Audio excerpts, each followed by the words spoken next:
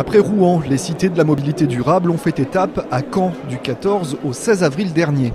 Premier événement national destiné à favoriser la rencontre entre l'offre et la demande de solutions de mobilité durable.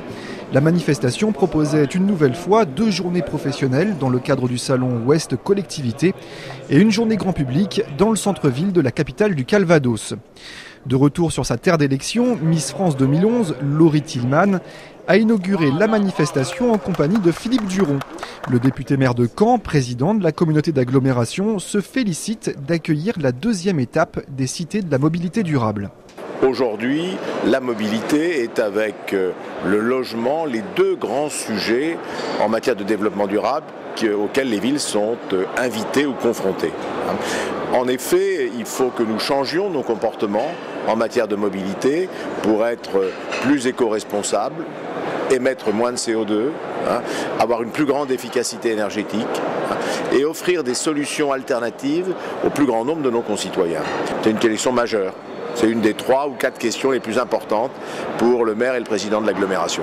Philippe Duron et Laurie Tillman sont ensuite allés à la rencontre des professionnels présents. L'occasion pour Miss France 2011 de signer quelques autographes et d'évoquer sa sensibilité à la question de l'écomobilité.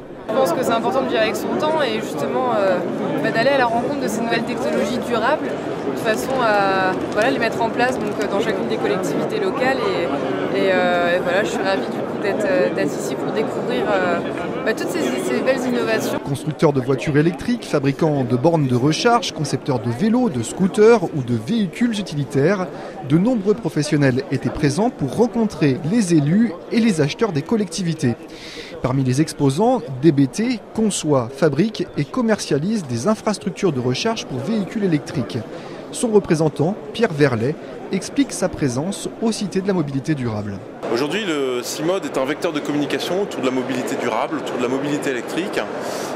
Une mobilité qu'on soutient depuis 18 ans, depuis La Rochelle en 1993.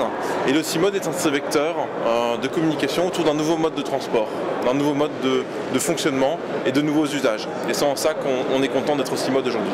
La société américaine Tennant est quant à elle venue présenter la première balayeuse électrique actuellement sur le marché. Jean-Yves Monard, directeur voirie pour la France. Pour nous, le CIMOD est une opportunité exceptionnelle de nous faire connaître. On a le savoir-faire, maintenant il faut qu'on le fasse savoir. Et le CIMOD est une excellente opportunité pour nous de présenter la machine et de nourrir des contacts avec de futurs clients pour cette machine. En parallèle à l'exposition, plusieurs tables rondes étaient organisées, l'occasion d'aborder les principaux enjeux de l'écomobilité, les besoins pour les collectivités ou encore les outils disponibles.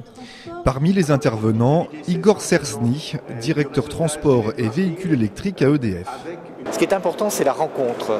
On voit bien que dans les débats qui sont organisés ici, la présence de l'ADEME, la présence d'énergéticiens, la présence des acteurs locaux font que des problèmes d'écomobilité, de mobilité, ne peuvent converger que si tout le monde discute, partage, fait des expérimentations pour en tirer des enseignements techniques, pour en tirer des enseignements sociologiques, voir comment le futur utilisateur utilise ce véhicule, quand est-ce qu'il se recharge, où il se recharge, quel type de mobilité correspond le mieux à ses déplacements, et naturellement, pour ensemble regarder les aspects financiers, afin que le modèle d'affaires soit le plus pertinent pour chacun d'entre nous. Directeur en charge du développement chez ERDF, Patrick Corral insiste lui aussi sur l'importance d'une telle manifestation.